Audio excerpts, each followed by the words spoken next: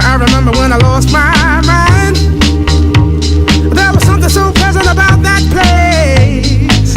Even your emotions have an echo and so much